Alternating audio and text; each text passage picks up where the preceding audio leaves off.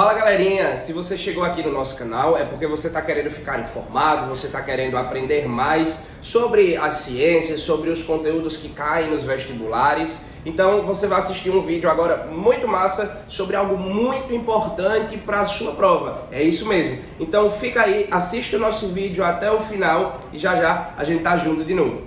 Valeu. Então vamos lá. E, gente, vocês já receberam, né, o módulo 2. O módulo 2, as questões que eu organizei, separei, não deu certo colocar junto com a parte teórica, ficou no final. No final tem lá questões extras. Aí eu separei por sistema, por conteúdo direitinho. As questões, todas elas foram revisadas por gabarito, e eu também coloquei questões novas, inclusive do Enem do ano passado. Bom? Mas se você olhar aí dentro dos capítulos, dentro de cada teoria tem questões, só que elas são mais misturadas. Viu? E aí vamos lá. Hoje a gente vai começar a trabalhar aqui com o sistema respiratório e também o sistema circulatório. Começando pelo respiratório, a gente vai analisar os órgãos que são responsáveis pelas trocas gasosas, que é o fato da gente conseguir fazer a troca do oxigênio e gás carbônico com a atmosfera. O órgão que é capaz de garantir a troca gasosa, a gente tem que é o alvéolo pulmonar. Só que a gente vai aqui analisar o ar, o que é que acontece com ele até ele chegar nos nossos alvéolos. E aí a gente começa com o primeiro ponto aqui do sistema respiratório, que corresponde às fossas nasais. A primeira informação aqui sobre as fossas nasais é porque elas são responsáveis pela captação e também pela filtração do ar, tá? A fossa nasal, gente, nada mais é do que o revestimento interno do nosso nariz. Então, o nariz é a estrutura que vai entrar em contato com a atmosfera. A gente tem dois orifícios que são chamados de narinas, e as narinas elas ficam oscilando. Ora entra ar só pela narina direita, ora entra ar somente pela narina esquerda. A não ser que você faça um exercício físico. Se você precisa de uma demanda de oxigênio maior, aí as duas narinas elas passam a funcionar. Então o ar ele entra e graças ao epitélio nasal ele é filtrado. E aí quando eu falo para você sobre essa filtração, nós temos aqui a presença de um tecido de revestimento, que é o epitélio pseudoestratificado mucociliado. E aí, quando a gente fala sobre esse epitélio pseudoestratificado mucociliado, lembra lá que a gente tem a presença de células de tamanhos diferentes, certo? E essas células de tamanhos diferentes, elas apresentam uma projeção que é chamada de cílio. Então, se a gente analisar aqui, ó, a fossa nasal, você tem aqui células epiteliais grandes e pequenas, né? Que quando a gente analisa lá no microscópio, dá a falsa impressão de ser estratificado. Mas você tem somente uma única camada de célula. Tu tem especialização de membrana, que é a formação dos cílios, né? E aí o cílio a gente sabe que é para filtrar o ar. E aí uma vez que tu filtra o ar, você tem aqui células que são chamadas de células caliciformes. Essas células caliciformes, elas produzem muco. E aí o muco, ele vai aglomerar todas essas partículas estranhas. Então aqui a gente tem que a fossa nasal, ela é como se fosse uma barreira imunológica. Quando o ar entra, tem poluente, tem micro-organismo. E esse é o primeiro ponto de filtração. É tanto que quando você tem uma infecção viral ou bacteriana na fossa nasal, geralmente você aumenta a produção de muco, caracterizando lá o sintoma que a gente chama de coriza, que é um nome bonito, né, para nariz escorrendo, tá certo? Então nós temos aí que esse muco e esses cílios, eles têm essa propriedade. Além do epitélio pseudoestratificado mucociliado, a gente vai ter aqui o teto do nariz, que é chamado de membrana pituitária. E aí, quando eu falo sobre a membrana pituitária, nós temos aqui uma região da membrana amarela, chamada ainda de olfativa, certo? E nós temos também uma região que corresponde à membrana vermelha. E aí, a divisão dessa membrana pituitária, que é o teto do nariz, é a constituição.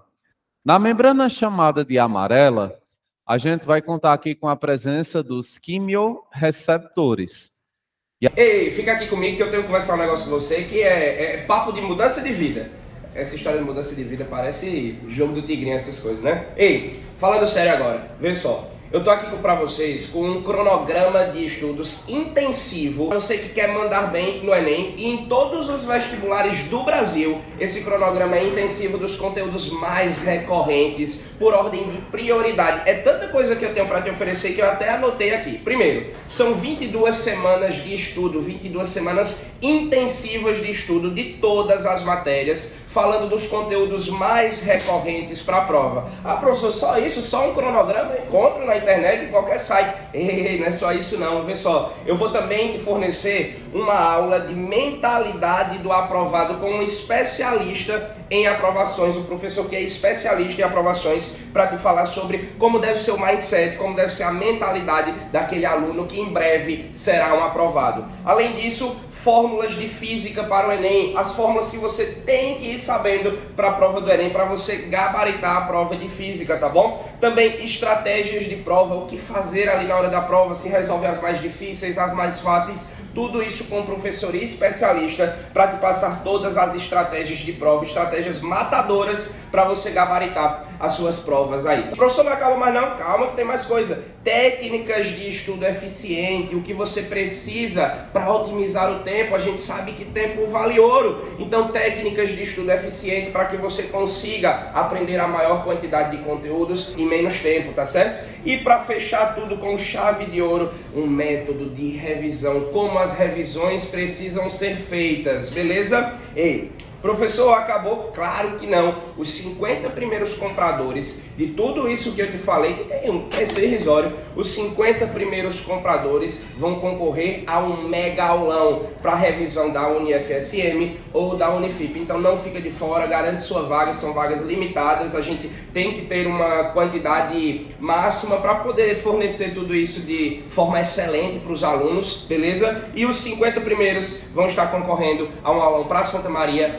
ou para a Unifip, beleza? Valeu! Aí esses quimiorreceptores, eles conseguem detectar a presença de moléculas químicas que estejam presentes no ar, ou seja, a nossa capacidade de olfato, que como a gente viu em sistema sensorial, esse quimiorreceptor ele converte em impulso elétrico e acaba enviando essa informação para o sistema nervoso. E aí você consegue detectar lá o cheiro. É tanto também que quando o nosso nariz ele está inflamado, ele está obstruído, ele tem um inchaço tão grande que você perde a capacidade olfativa. Por isso que quando a gente está gripado ou com Covid-19, a gente perde um pouquinho essa sensibilidade em relação ao cheiro, tá? Já no caso, a membrana pituitária vermelha é aquela que apresenta vasos sanguíneos, tá? E aí esses vasos sanguíneos, eles dissipam calor, e aí no que eles dissipam calor, eles vão garantir aqui, ó, o aquecimento do ar. Quando eu falo sobre esse aquecimento do ar, isso aqui é importante porque nós temos aí uma redução da quantidade de micro-organismo do ar, e também o ar, quando ele fica mais quente, ele rodopia mais rápido num ossinho chamado de coana. E aí, no que ele aumenta a velocidade, ele chega mais rapidamente à região lá do nosso pulmão. Então, a gente vai ter aqui que a membrana pituitária, ela vai apresentar essa divisão, que é o teto do nariz. Recebe esse nome de pituitária porque logo atrás já está a glândula pituitária, que é a glândula hipófise. Então, a gente tem a parte de olfato e a gente tem aqui a parte que garante o aquecimento lá do ar. Saindo da fossa nasal, nós temos aqui de número 2 o estudo da faringe, tá? E nós temos também a presença da laringe. E aí esses dois órgãos aqui, eles vão garantir a condução do ar. E aí, quando a gente fala sobre a condução do ar, certo? Nós temos que a faringe é comum ao sistema digestório. Pela faringe passa ar, mas também passa o alimento. Agora, quando a faringe sofre a bifurcação, da bifurcação a gente tem a formação do esôfago e também da laringe. E aí, pela laringe, o ar ele vai ser redirecionado.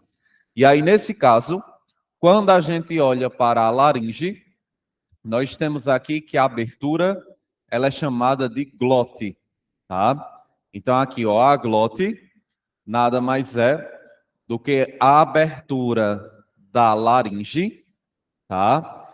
E essa abertura da laringe, ela é controlada por uma válvula cartilaginosa chamada de epiglote. E aí, nesse caso, a epiglote, ela pode abrir ou então ela pode fechar. Quando você engole o alimento, a epiglote tampa a glote, que é a entrada da laringe.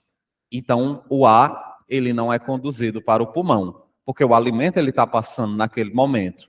Agora, quando não tem bolo alimentar descendo, aí nós temos que a epiglote ela permanece aberta. E aí o ar consegue ser redirecionado. Então, se a gente analisar aqui, né, essas estruturas, a gente tem aqui, ó, a fossa nasal em si, tá? Logo abaixo a gente tem a presença da boca, né? E aqui nesse caso nós temos que esses órgãos eles sofrem uma pequena bifurcação. Então aqui, ó, a gente tem lá a presença da faringe, que é a garganta. A faringe ela se bifurca e aí no que ela sofre essa bifurcação, aí você tem aqui a formação da laringe e nós temos a formação do esôfago. Aqui para trás a gente tem o esôfago, que é do sistema digestório, e bem aqui a gente conta com a presença da laringe, certo? Da laringe, o ar tem que ser conduzido até chegar na traqueia. Como a gente tem aqui que a faringe é comum às duas estruturas, bem nessa entradinha, a gente tem aqui a formação de uma pequena válvula, que essa válvula ela é chamada de epiglote. E aí, minha gente, a epiglote é uma válvula cartilaginosa, cartilagem do tipo elástica, tem uma enorme elasticidade. E aí, quando você faz o reflexo de engolir o alimento, que é quando a língua empurra o bolo alimentar para a garganta, a epiglote fecha, né, a laringe.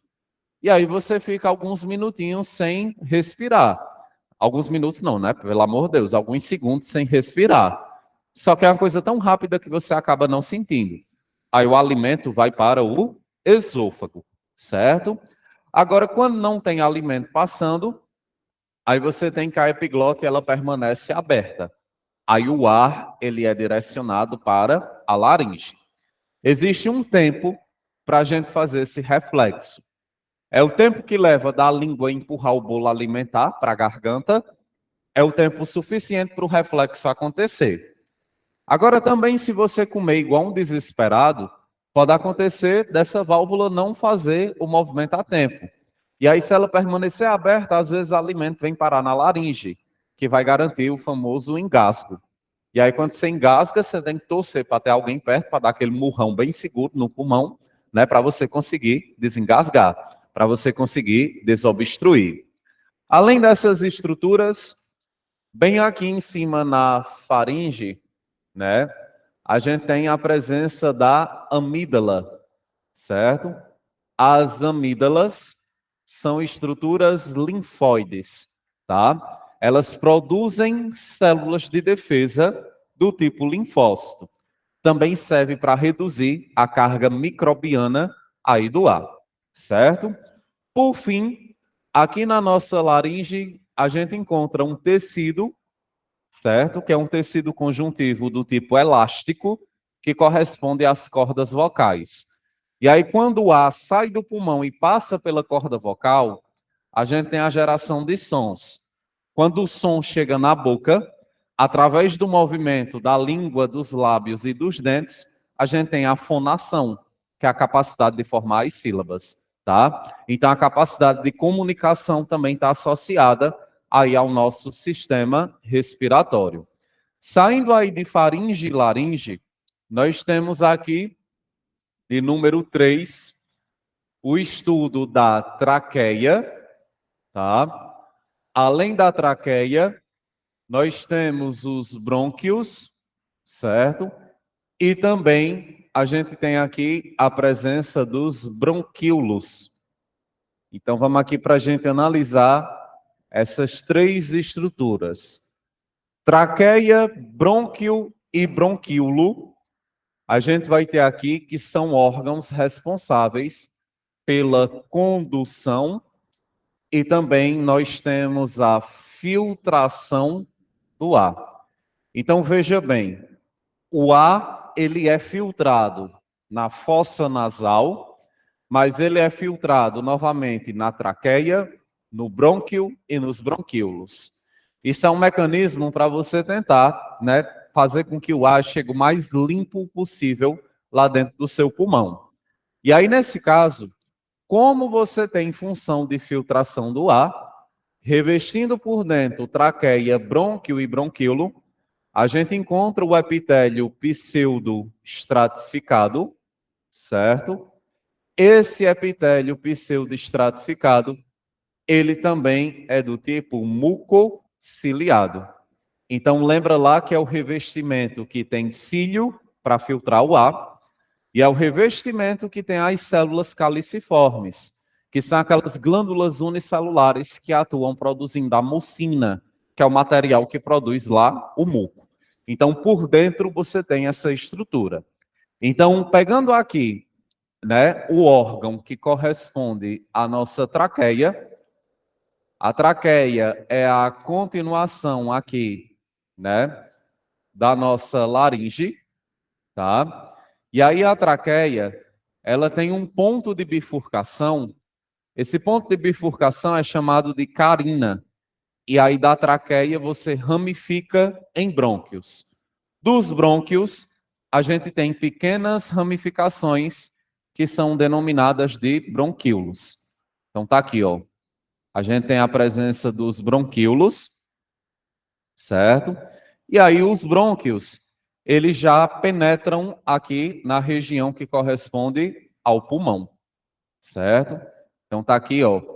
A gente tem lá a formação do pulmão em si. Nas extremidades dos bronquíolos, a gente vai encontrar várias bolsinhas enoveladas que correspondem aos alvéolos pulmonares. E aí, por dentro do alvéolo pulmonar, a gente tem vasos sanguíneos. Então, tem vasos sanguíneos que entram aqui no pulmão e eles estão em contato direto com esses alvéolos pulmonares, porque é o órgão que vai garantir a passagem do oxigênio e também a passagem do dióxido de carbono. Então, a gente tem aqui, ó, a presença dos bronquíolos com os alvéolos pulmonares, tá? E aí, nesse caso, você vai conseguir garantir as trocas gasosas. Aqui, a nível de traqueia, a gente vai encontrar também pequenos anéis de cartilagem. Esses anéis de cartilagem é porque a traqueia tem uma camada de músculo liso. E aí, para ela não fechar, você tem que esses anéis de cartilagem estruturam, reforçam, né, a composição aqui da traqueia. Então, esses 3 órgãos, eles têm essa função: condução e filtração do ar. Quando eu falo que é filtração do ar, é porque, gente, o epitélio que forra aqui, ó, a nossa traqueia, é o mesmo epitélio que a gente encontra no nariz, que é o epitélio pseudoestratificado com muco e cílios.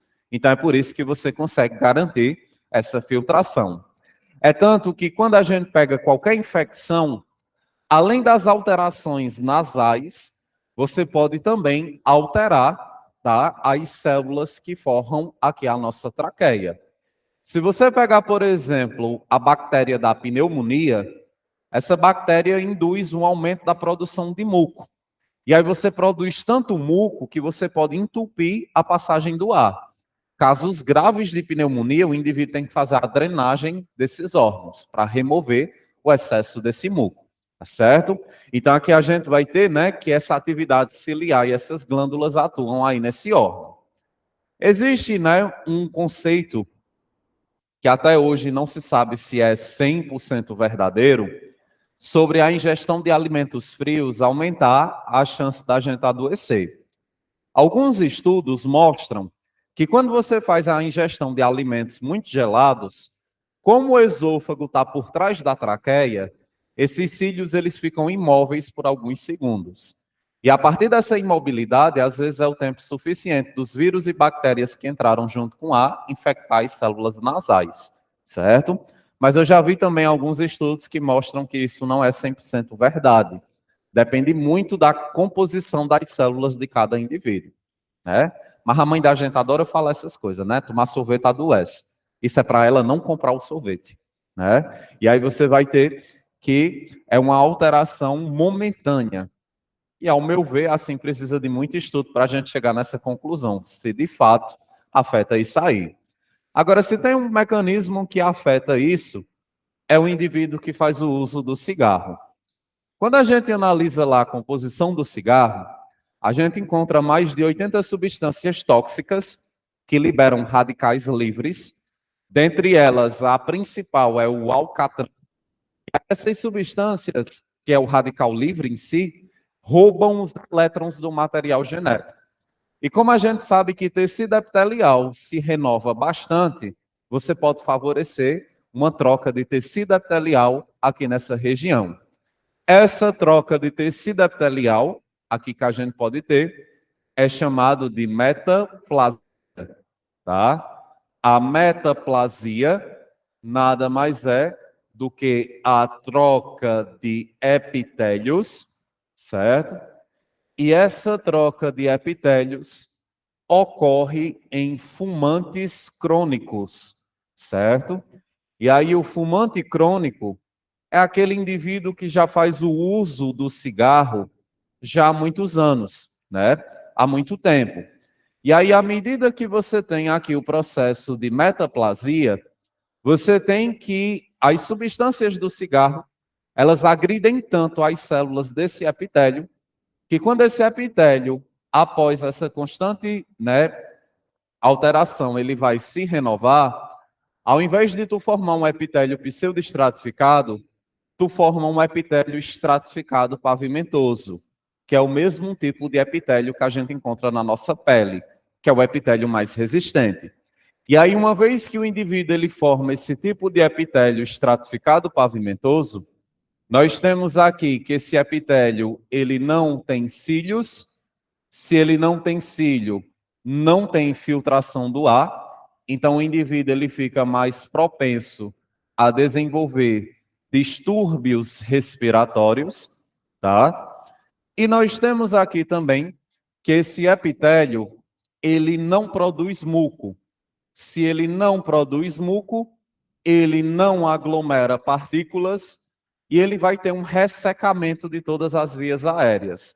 E um dos sinais que o epitélio não apresenta mais a produção do muco é quando o indivíduo ele apresenta um pigarro na voz, que nada mais é do que o ressecamento das cordas vocais, certo?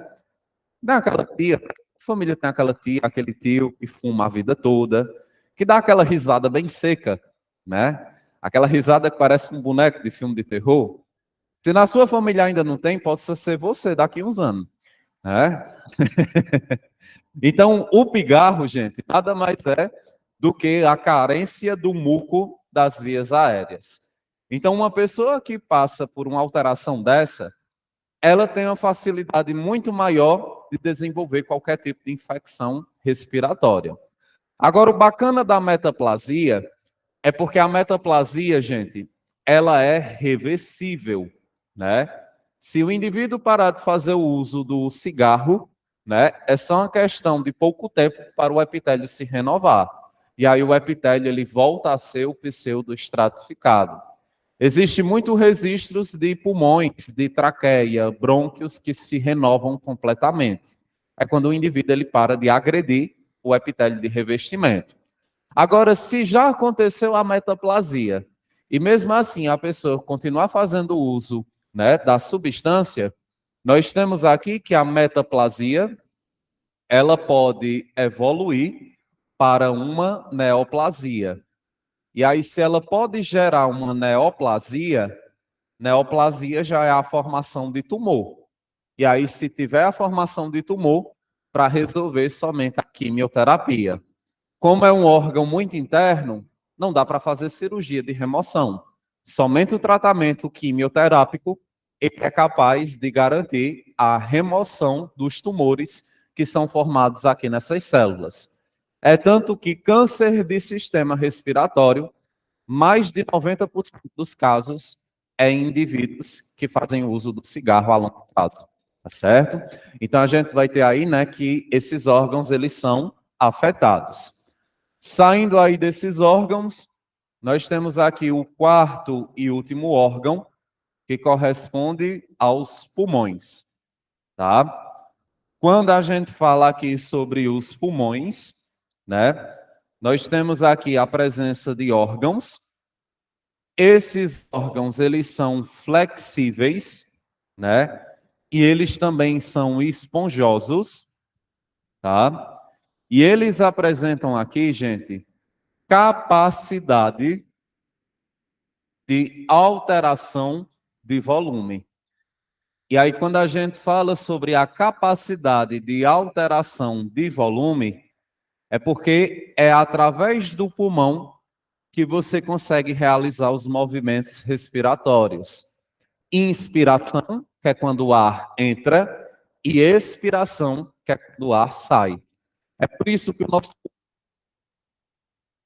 o nosso pulmão ele é repleto de lacunas. E aí você pode aumentar a capacidade dele de volume e você também pode diminuir. Então ele vai apresentar essa flexibilidade. Como eles estão em constante flexibilidade, para evitar de um pulmão atritar no outro, você tem uma membrana serosa chamada de pleura. E aí o pulmão ele consegue deslizar sobre a pleura. Eles estão protegidos aí pela caixa torácica, e bem no centro dos pulmões, a gente tem uma região chamada de mediastino, que é onde o coração ele está inserido, certo?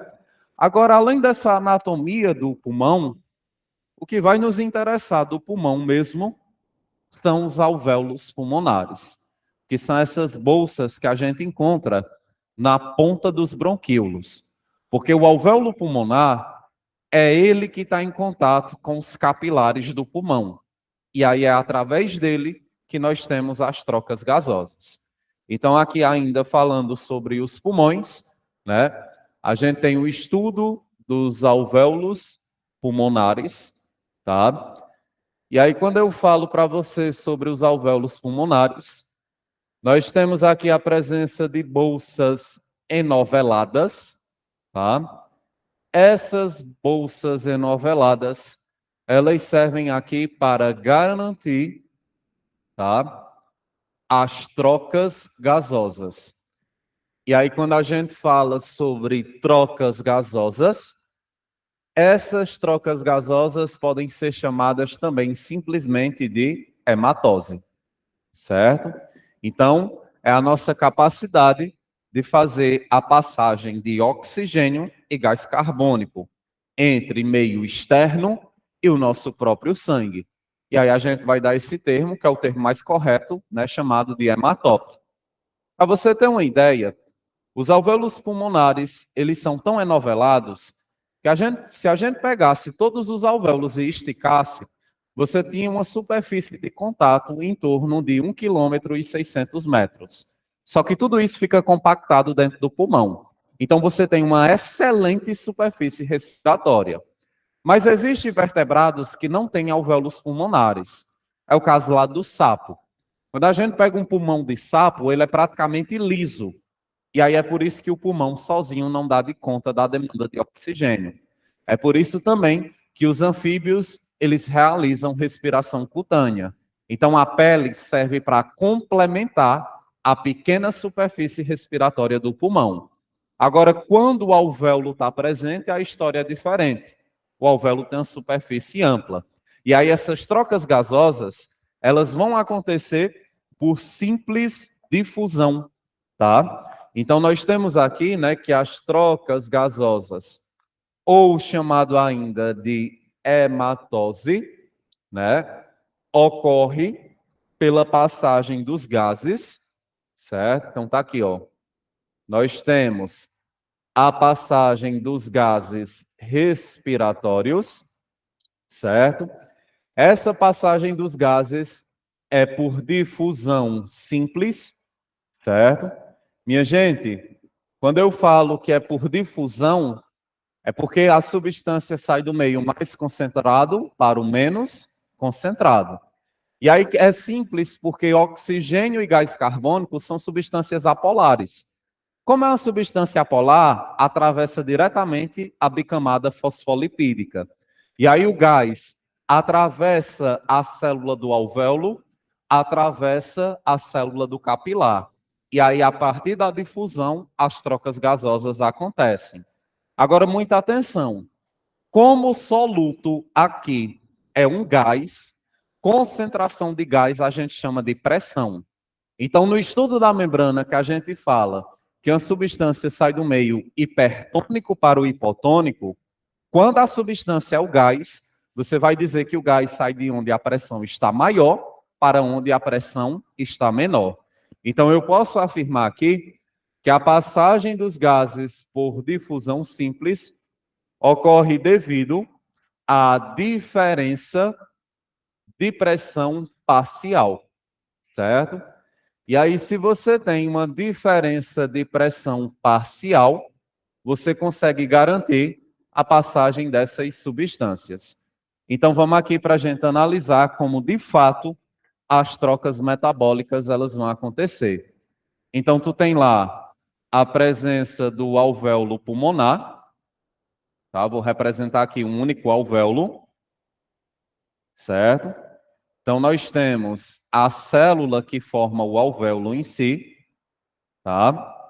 Então, tá aqui, ó. A gente tem a presença das células alveolares, tá?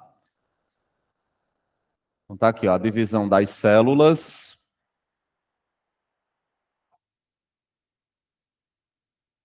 Então, tá aqui, ó, as células.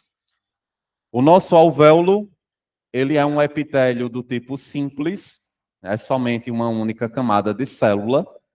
Então, os gases têm que passar essa camada de célula. E aqui por dentro do pulmão, a gente tem os capilares. Quando a gente analisa aqui um capilar, o capilar, ele também tem uma única camadazinha de células, que é chamado de endotélio. Então, tá aqui, ó. A gente tem a presença de um capilar. E aí, veja bem, aqui a gente tem as células endoteliais do capilar. E aí eu estou representando as células, porque a gente precisa analisar aqui como, de fato, né, a concentração das substâncias interferem nas trocas gasosas. Primeira coisa, o sangue que chega no pulmão, ele é venoso ou arterial? O que é que vocês acham? O sangue que está chegando no pulmão, venoso ou arterial? Venoso. Você não tem que colocar o gás carbônico para fora, então só chega o sangue venoso. Mas aí vai sair qual sangue do pulmão? O arterial, porque o pulmão lança o oxigênio para o sangue. Esse é um dos pontos que ocorre essa troca de sangue, tá? Então vamos aqui, ó. Então, nós temos aqui que o sangue venoso, ele chega. Quando o sangue venoso chega, quando a gente analisa a concentração das substâncias, nós temos que a pressão do oxigênio é 40, aqui ó, milímetros por mercúrio, que é a unidade de medida de pressão, e a pressão do gás carbônico, nós temos que é 45 milímetros por mercúrio. que também é a unidade de pressão. Se o sangue tem mais gás carbônico do que oxigênio, ele é chamado de venoso. De onde é que vem esse sangue venoso? Dos nossos tecidos. Lembra lá que no ciclo de Krebs, né, as células lançam gás carbônico e na respiração em si, de maneira geral, você consome o oxigênio. Então chegou o sangue venoso. Quando tu inspira o ar, a pressão do oxigênio que entra no teu pulmão é 105, né? Aqui, ó, a concentração. Já a pressão do gás carbônico, nós temos que é 40. Então tá aqui, ó, o ar que foi inspirado. E aí eu falei para vocês que as trocas gasosas acontecem devido à diferença de pressão. A substância sai de onde a pressão está maior para onde a pressão está menor. Então vamos olhar aqui primeiro para o gás carbônico. A concentração de gás carbônico no sangue está maior do que o alvéolo. Então, o gás carbônico, ele vai sair das células do capilar, por difusão, e ele atravessa a célula do alvéolo por difusão. Então, ele está saindo de onde tem mais para onde tem menos. Difusão simples. Agora, olha para o oxigênio. É no alvéolo que o oxigênio está em concentração maior, em comparação ao sangue. Então, nós temos aqui, ó, que o oxigênio, ele vai sair de onde a concentração está maior para onde está menor. Então, o teu sangue, a partir desse momento, a concentração fica de 105 milímetros por mercúrio. Já a concentração de gás carbônico, gente, fica 40 milímetros por mercúrio. Então, agora, quando a gente olha para o sangue, a concentração de oxigênio está maior. Se a concentração de oxigênio está maior, então esse sangue agora, ele é do tipo arterial. Uma vez que tu formou o sangue arterial, esse sangue arterial, ele sai pelas veias pulmonares. No que ele sai pela veia pulmonar, átrio esquerdo, ventrículo esquerdo, artéria aorta. E aí a tua artéria aorta vai levar esse sangue arterial em direção aos teus tecidos. E aí você vai distribuir esse oxigênio para as suas células. Respiração celular vai acontecer. A célula recebe oxigênio, libera o gás carbônico. Volta novamente o sangue venoso. E aí tu vai ter que mandar esse sangue venoso de volta para o pulmão. E aí você vai reiniciar as trocas gasosas. Então, quando a gente fala sobre troca gasosa em si, nós temos que essas trocas acontecem devido a essa diferença de pressão parcial desses gases. Então, não esqueça, soluto é um gás, então concentração a gente chama de pressão, tá? Então, a substância vai sair de onde a pressão está maior para onde está menor, e a substância vai sair de onde a pressão está maior, que é o oxigênio aqui, ó, para onde a pressão está menor. Então, é através dos alvéolos que a gente tem as trocas metabólicas. Agora, veja que a diferença de pressão, ela tem que ser garantida. Se por acaso você igualar as pressões, o gás ele nem sai e ele nem entra. Então, você não consegue reter o oxigênio, você não consegue lançar o gás carbônico. Dicasinha para a vida, tá? Você foi aí para um risca-faca e aí deram uma facada no seu pulmão. Você tem que deixar a faca lá. Porque se você tirar a faca, a pressão ela fica igual à pressão atmosférica. Aí você não consegue reter nenhum gás. Porque a diferença de gás tem que ser mantida. Certo? Então, tem que deixar lá. Aí você diz, ó, meu senhor, deixa a faca aqui, toma, vai comprar outra. Aí tem que ligar para o SAMU. Quando liga para o SAMU, aí você vai passar por um ventilador mecânico, que é um aparelho que faz a função do pulmão. E aí, enquanto o aparelho faz a função do pulmão, eles vão suturar o seu pulmão para fechar essa abertura, né? E aí, depois que o seu pulmão regenera, cicatriza, aí a diferença de pressão novamente aparece. E aí você consegue fazer as trocas gasosas sozinho, tá? Então, tá aí descrito para vocês, né? O estudo das trocas gasosas, né? com essa dica valiosa, né? Sempre que possível, evitar facadas, tá? Então, tá aí os alvéolos. Além do estudo, né, da função do alvéolo em si, a gente tem que analisar também as células que formam o nosso alvéolo. E aí, quando a gente analisa aqui essas células alveolares, tá? A gente tem aqui 3 conjuntinhos de células. Primeira célula, eu vou chamar aqui de pneumatócito do tipo 1, tá? Gente, pneumatócito do tipo 1 é a célula que forma o alvéolo. Portanto, é a célula que garante o revestimento. É uma célula epitelial. Aqui a gente tem um epitélio simples, né? Apenas uma única camada de célula. O termo pneu significa ar.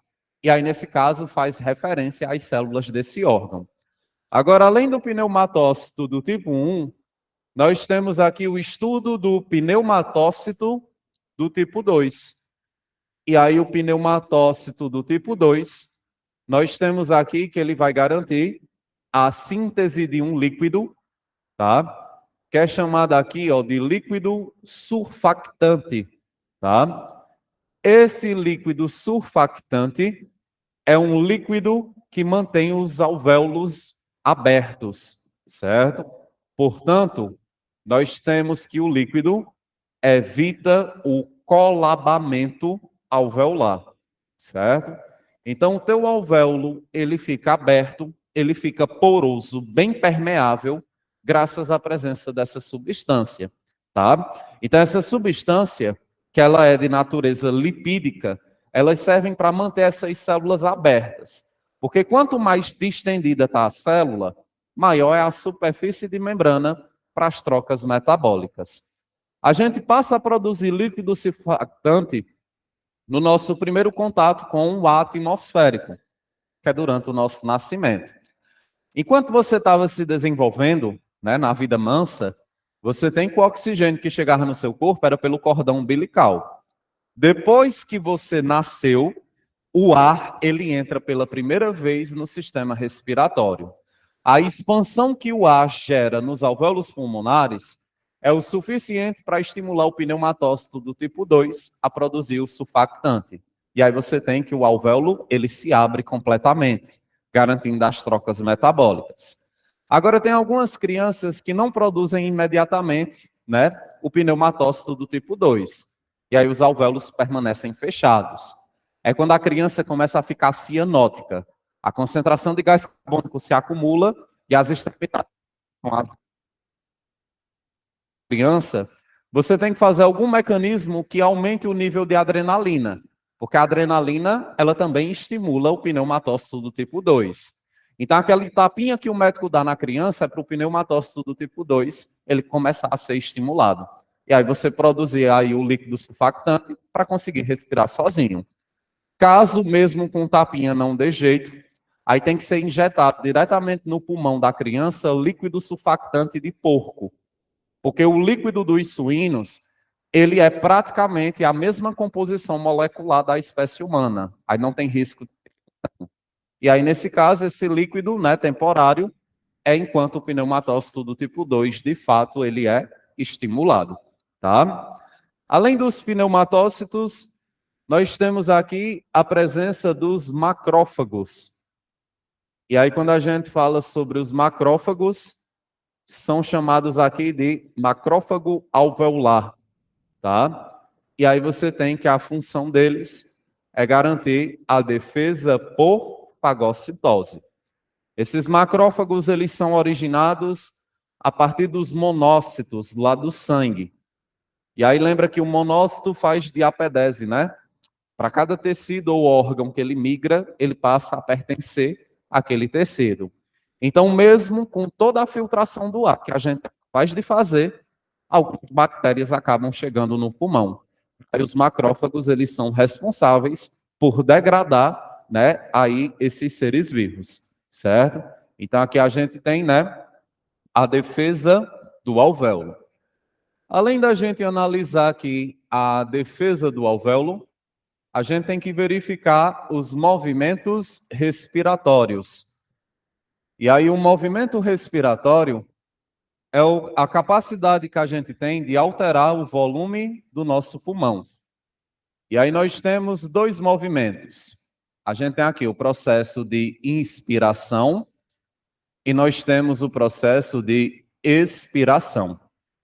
E aí a gente vai verificar agora o que é alterado em cada movimento desse. Primeira alteração aqui que a gente vai ter é em relação à musculatura respiratória, que é o que eu chamo aqui, ó, de diafragma, tá? E também os músculos intercostais, tá?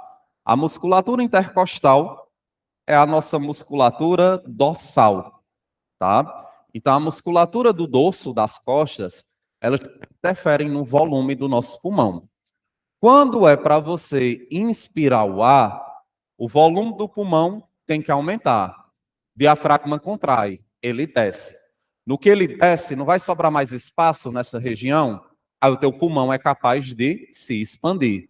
Então, aqui na inspiração, nós temos o processo de contração da musculatura, tá?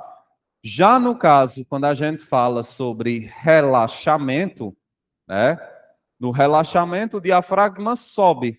Quando ele sobe, ele começa a pressionar o pulmão. Aí o teu pulmão diminui o volume.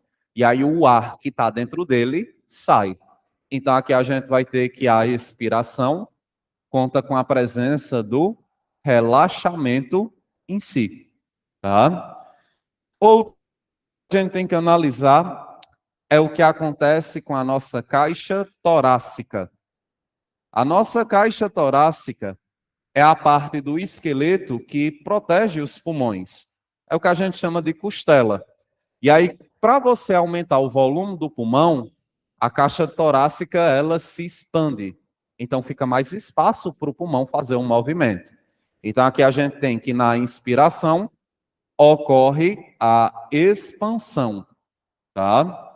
Já no caso, no processo de relaxamento, né, ocorre aqui a compressão da caixa torácica, tá? Veja que se você fizer uma inspiração bem longa, né, a sua caixa torácica ela se expande bastante. E aí as vértebras elas ficam mais afastadas uma da outra. Quando tu expira, que tu coloca o volume do pulmão, né, tu tem uma redução, o ar sai, a caixa ela se comprime. Então, o esqueleto ele é afetado de maneira temporária. E aí a gente tem o volume do pulmão, né? E aí veja bem, quando eu falo aqui sobre o volume pulmonar, tá? Nós temos aqui, ó, que o volume do pulmão aumenta na inspiração, por isso que ele se expande, e na expiração, o volume do pulmão diminui. E é graças a essa alteração de volume que a gente consegue garantir as nossas trocas, né, gasosas. E aí, olha só, se a gente comparar aqui essas alterações, né, colocar aqui do lado, que o pulmão é capaz de sofrer, minha gente, na inspiração, veja bem, você aumenta o volume do pulmão, né? O pulmão se expande. Se você aumenta o volume do pulmão, a pressão, que é a concentração do gás, aumenta ou diminui? O que é que vocês acham? Diminui. Tu não está aumentando o tamanho do recipiente? Então, as moléculas elas ficam mais soltas. Então, você reduz a pressão, que é a concentração. Portanto, na inspiração, nós temos que a pressão do pulmão, né, ela é menor do que a pressão atmosférica. E nós vimos que o ar, ele passa de onde a pressão está maior para onde a pressão está menor. Então, o ar consegue entrar. Então, aumentei o volume, diminuí a pressão, o ar acabou de entrar, certo? Lembra que quando a gente fala sobre gás, Volume e pressão são grandezas inversamente proporcionais. Não é isso que vocês estudam lá no PVT Povotó, certo?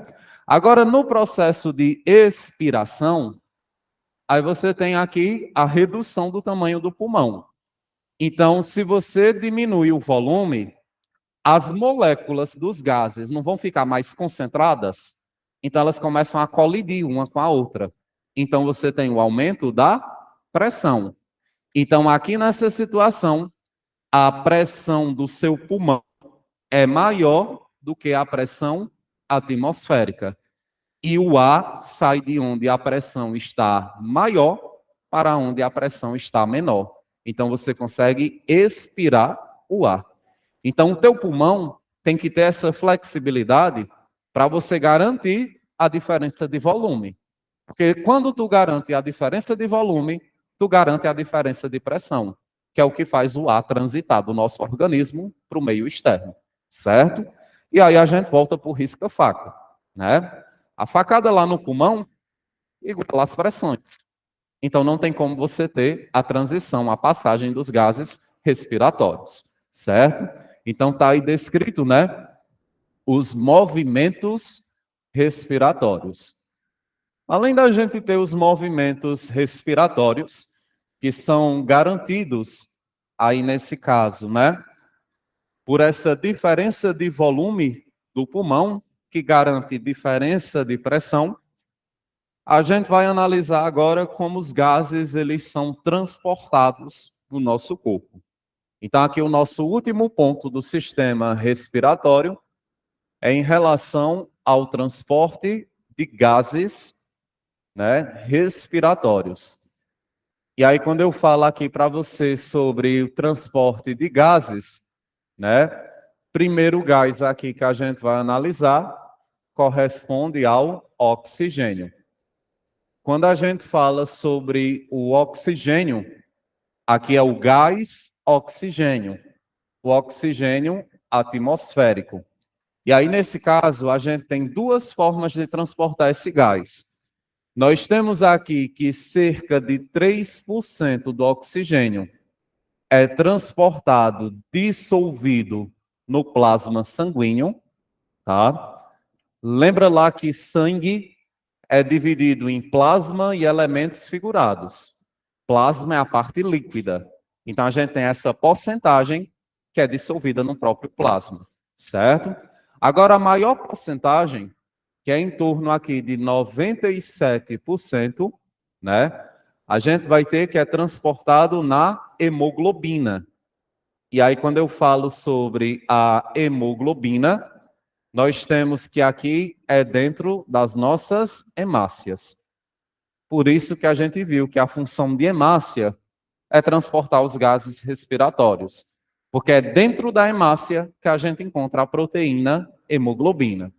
E aí, nessa situação, quando a hemoglobina ela se liga com o oxigênio, você vai formar aqui um composto chamado de oxihemoglobina. Esse composto, que é a oxihemoglobina, é um composto instável. O ferro da proteína não faz todas as ligações com gás oxigênio. Porque, gente, o oxigênio não pode ficar de maneira permanente. A qualquer momento ele tem que se soltar da hemácia. Então a tua hemácia pega esse oxigênio lá no alvéolo, quando chega no tecido tem que soltar. Por isso que é uma ligação instável. É uma ligação que facilmente pode ser desfeita.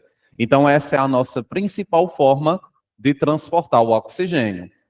Não é a hemoglobina através do ferro que deixa o sangue vermelho. Aqui tu está usando, né, para transportar o gás. Olha a quantidade de gás que é transportado na hemoglobina. Por isso que o sangue arterial ele é vermelho vivo, né? Porque você está ativando essas proteínas para realizar o transporte, tá? Só que além do oxigênio, a gente tem aqui a presença do gás carbônico, tá? E aí quando a gente fala sobre o gás carbônico, nós temos aqui o estudo do dióxido de carbono, tá? E aí nessa situação, nós temos que, primeiro, 7% do gás carbônico é transportado dissolvido no plasma sanguíneo, certo? Além desses 7%, nós temos aqui que 23% desse gás é transportado na hemoglobina, certo? E aí, quando a gente fala sobre hemoglobina, lembra lá que ela está no interior das nossas hemácias, certo? Então, aqui você tem uma menor porcentagem de proteína sendo utilizada. Por isso que é um vermelho mais escuro. É tanto que se você pegar um livro de biologia, né, um livro colorido, geralmente sangue venoso é representado pela cor azul, tá certo? E nós temos aqui a ligação que é feita. A hemoglobina, quando se liga com o gás carbônico, a gente vai formar um composto chamado de carbohemoglobina. Esse composto, ele também é instável. Ele é instável porque tua célula produziu gás carbônico lá no ciclo de Krebs. Então, o gás carbônico é um resíduo, lança no sangue. Sangue recolheu, quando chega lá no alvéolo tem que soltar. Então, não é uma ligação permanente, é uma ligação temporária. Por isso que é somente um transporte. Agora, se for o monóxido de carbono, aí aqui o negócio é mais sério. Lembra lá que o monóxido de carbono, ele faz todas as ligações com a hemoglobina. E aí, enquanto tu está utilizando ela para transportar o monóxido, ela não se desliga dele. Aí você diminui a oxigenação das células, porque não vai ter hemoglobina o suficiente para transportar o oxigênio. Por isso que pode gerar asfixia, certo? Agora, o dióxido não. O dióxido a gente transporta de maneira instável. E todo o restante de gás carbônico aqui que a gente tem, que é aproximadamente 70%, você transporta na forma de íons bicarbonato, certo? E aí, como a gente transporta na forma de íons bicarbonato, aí veja bem, você tem aqui a presença da hemácia, tá? Nós vimos que a nossa hemácia, né, ela é uma célulazinha bicôncava, né, uma célulazinha anucleada, certo? Quando a nossa hemácia, ela recebe o gás carbônico, aí você tem aqui duas possibilidades. Gás carbônico foi recolhido, esse gás carbônico, primeiro, ele pode reagir com a proteína hemoglobina. Quando ele reage com a hemoglobina, aí você vai formar aqui a carbohemoglobina, que a gente acabou de ver. Mas cerca de 70% desse gás que entra no citoplasma reage com a própria água do citoplasma. E aí você tem que o gás carbônico, ele vai reagir com a água, e aí dessa reação, você vai formar aqui, ó, o ácido carbônico, certo? Esse ácido carbônico, ele se dissocia. E aí, no que ele se dissocia, você tem aqui a presença de prótons H+, e você tem a presença do bicarbonato, que é a principal forma de transporte, certo?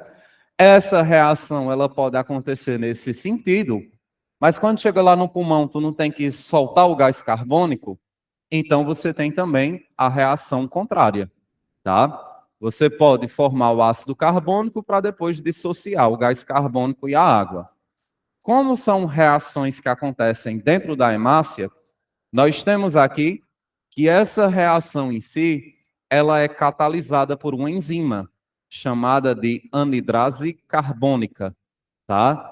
A anidrase carbônica, ela acelera em torno de 250 vezes essa reação de transporte. Por isso que é um processo praticamente instantâneo. Então, essa é a principal forma da gente transportar gás carbônico aqui no nosso corpo, certo? Agora vamos aqui para a gente dar uma atenção um pouquinho maior a esse próton H+. Quando a gente pegar aqui esse próton H+, parte dele pode se misturar com a proteína hemoglobina, só que devido à concentração de H+, esse hidrogênio pode cair na corrente sanguínea, Se você aumenta a quantidade de hidrogênios no sangue, o pH aumenta ou diminui? Diminui. O pH fica mais ácido, né? Então, aqui nesse caso, esse hidrogênio, ele faz com que o sangue tenha uma diferença de pH. Então, aqui quando a gente pega lá, ó, o sangue arterial, ele apresenta um pH que é em torno de 7,4. Já o sangue do tipo venoso, você tem aqui um pH que é em torno de 7,2. Ah, professor, mas está na faixa do 7, então é neutro. Sim, só que esse aqui é mais ácido do que o arterial. O arterial está mais básico, porque está mais perto de 8. E aí essa pequena diferença de concentração é o que faz com que a gente consiga controlar o diafragma. Então, o seu sangue do tipo venoso, certo? Ele mexe na acidez, e aí o nosso bulbo raquidiano pega essa informação. No que o bulbo raquidiano pega essa informação, ele manda um impulso nervoso para o diafragma. E aí, uma vez que o diafragma recebe esse impulso nervoso, você vai respirar, nem que você não queira, porque aí você tem um controle totalmente involuntário. Então, existe no nosso sangue os barroceptores, que eles vão captar a informação de qualquer alteração química ou física, né? Seja pressão, seja excesso de sais minerais, seja água, seja lá o que for. Então, os barroceptores, eles vão levar a informação que o sangue ele está levemente ácido. E aí, nesse caso, quando o bulbo recebe essa informação, existe um nervo que sai do bulbo que está em controle com o diafragma. O diafragma contrai. Quando contrai, tu inspira, certo? Então, diafragma é músculo esquelético. A gente controla. Se você quiser aumentar o ritmo de respiração, você aumenta. Se você quiser diminuir, você diminui.